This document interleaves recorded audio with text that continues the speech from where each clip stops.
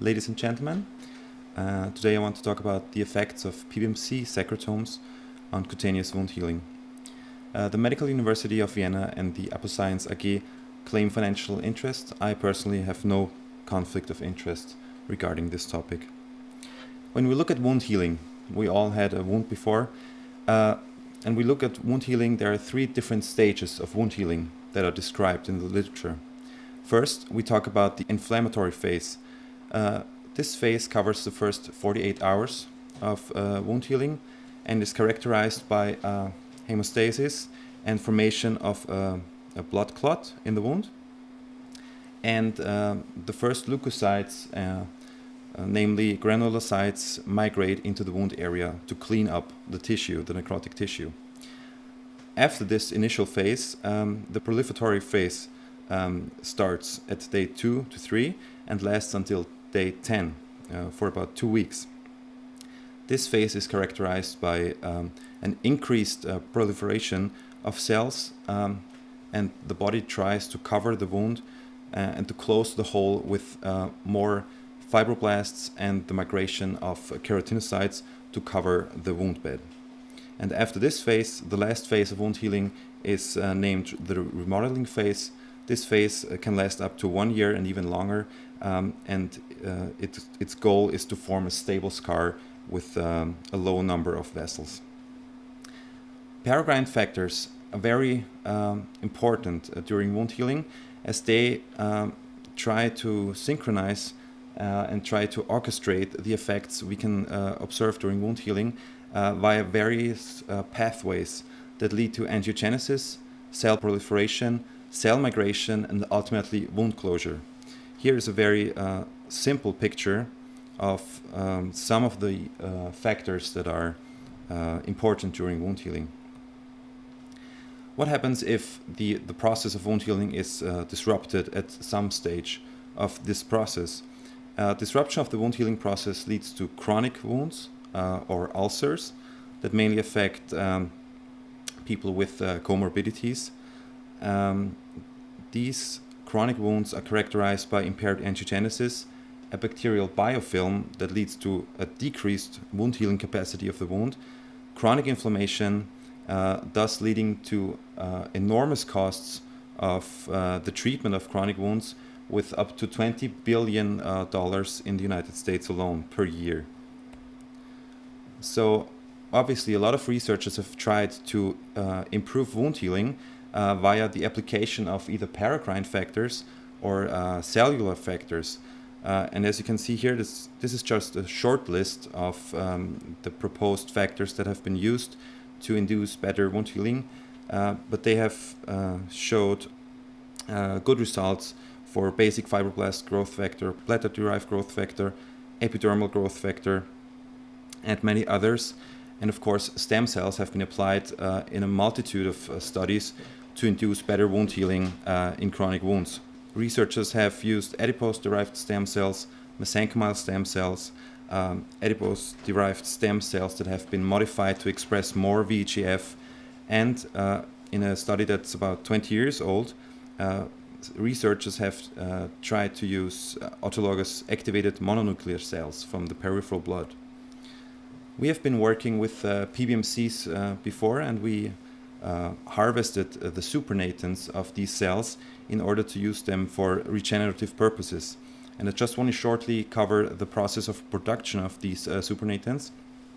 That's actually very easy. You take a simple blood draw from a healthy person, and you separate the PBMC fraction via a standard Fico cell separation. Then comes a viable step. When you irradiate the cells, you can add an additional stimulus to let the cells produce even more paracrine factors, and that's the effect we use for the production of APOSEC. If we skip this irradiation step, we are talking about LivoSec, or the secretome of living PBMCs.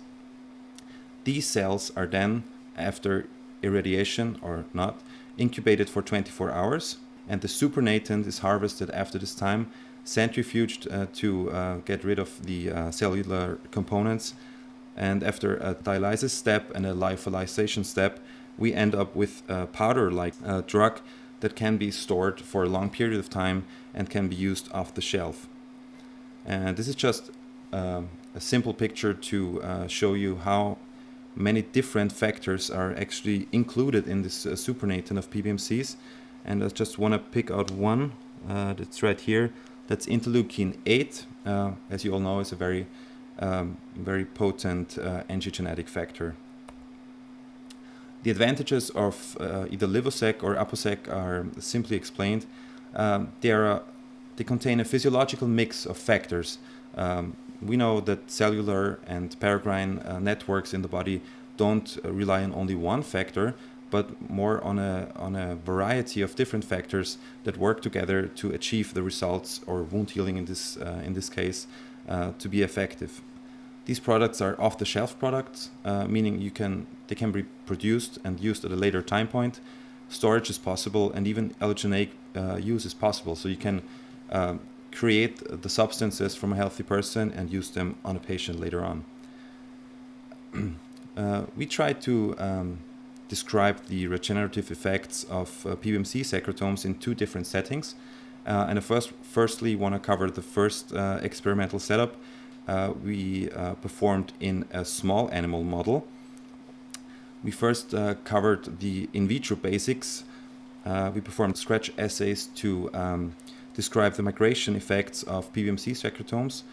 We used human primary fibroblasts and keratinocytes, put them into culture until they were 100% confluent, and scratched them using a pipette tip.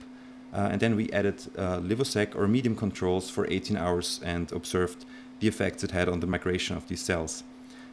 We then performed cell cycle analysis to describe the proliferatory effects of Livosec. We used fibroblasts, keratinocytes, and endothelial cells. Those were all primary human cells. They were synchronized in basal medium, and then Livosec or medium control were added for 24 hours. We then performed cell cycle analysis by a standard BRDU assay. In order to look at the genetic effects of PBMC secretomes, we performed tube formation assays with human primary endothelial cells. They were seeded on a matrixel matrix and then co-incubated with either Livosec or medium and observed it after 24 hours.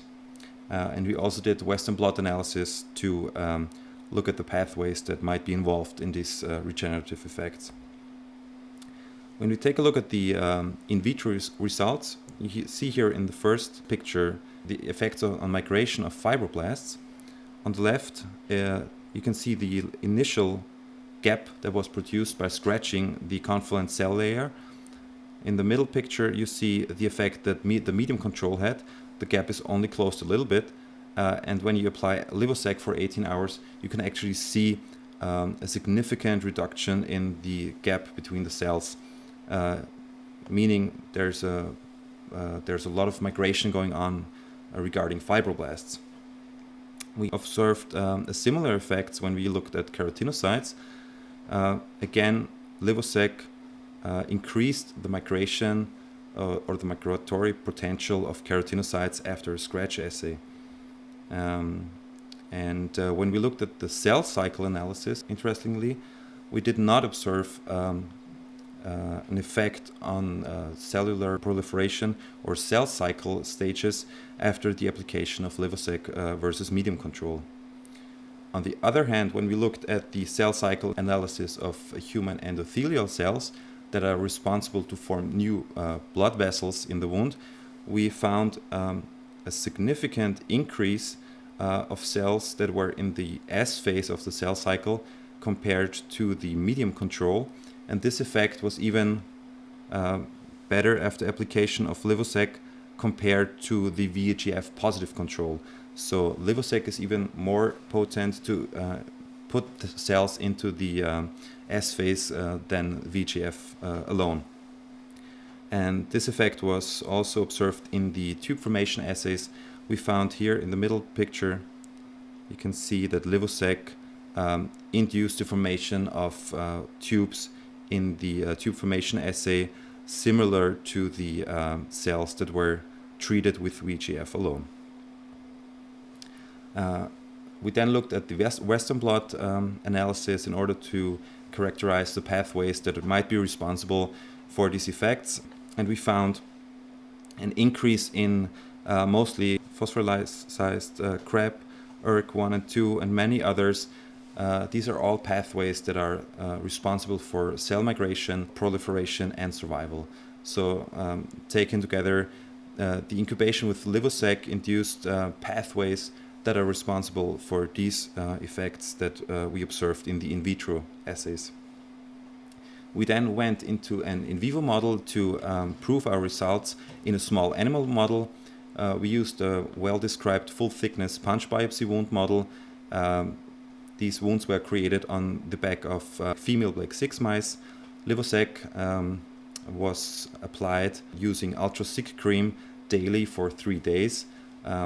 And we used the secretome of 1.25 million cells per wound every time we applied the secretomes. The wound size was measured daily until growth formation, and the wounds and the surrounding tissue were harvested for histological examination on day 7. When we look at the results, we found a significantly increased wound closure after application of Livosec compared to the medium and the sodium chloride control already on day 1, and this effect stayed until day 3. So we found, and right from the beginning of the wound healing, we found an increased rate of wound closure after the application of Livosec.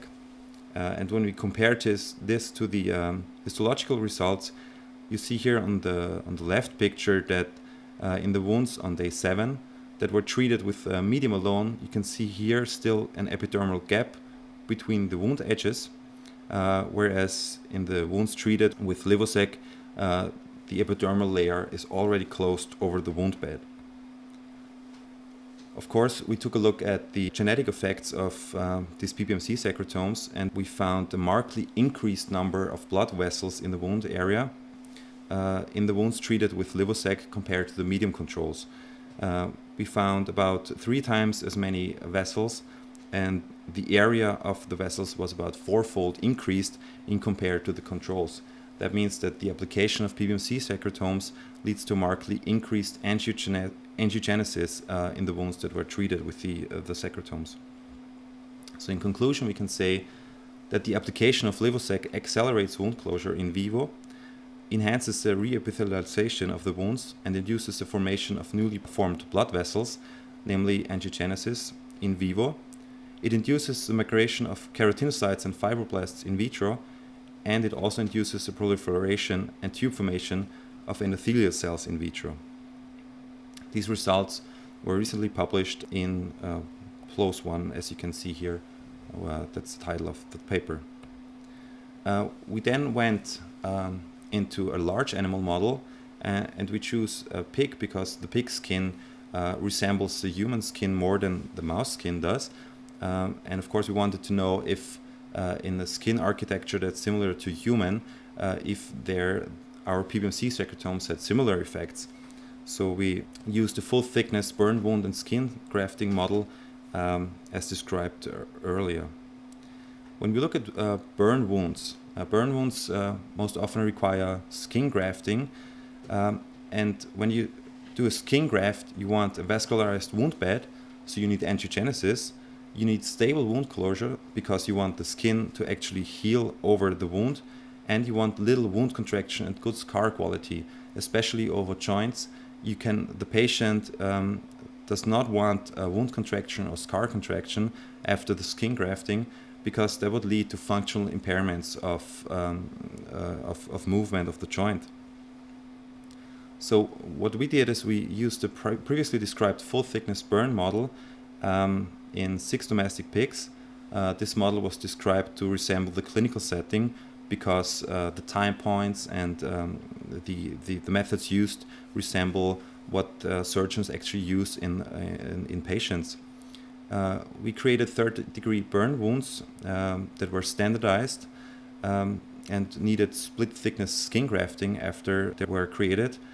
And we created these wounds using a custom-made metal block that was heated to 200 degrees Celsius. and was applied to the skin of the pigs at a constant pressure for 30 seconds. So we were able to create standardized, similar burn wounds for every treatment we used. After 24 hours after the burn, the wounds were excised and covered with autologous split thickness skin grafts. This is similar to the clinical setting that's used in patients. And afterwards, Livosec, APOSEC of 50 million cells per wound or controls were applied with new gel, which is a hydrogel as carrier substance. Here you can see the standardized creation of burn wounds in the pig model.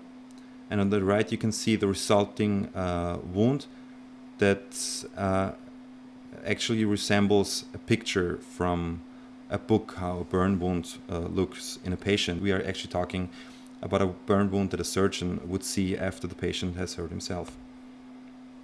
This is just a short timeline of the methods we used. We talked about the burn wound creation 1 day before surgery. On day 0, we performed the surgery, namely the necrectomy and skin grafting. Applications of therapies and controls was performed on day 0, 2, and 5. Dressing application change, including photography of the wounds, was performed on days 0, 2, 5, and 10. Wound assessment was regularly performed. We took biopsies on day 2, 5, and 10, and the pigs were euthanized on day 10 to harvest the tissue for further analysis.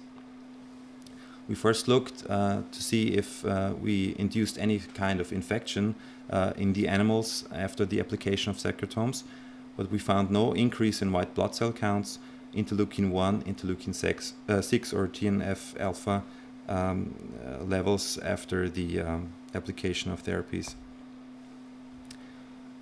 Using standardized wound photographs, we measured the open wound area on day 10 in the wounds that were treated with either therapies or controls.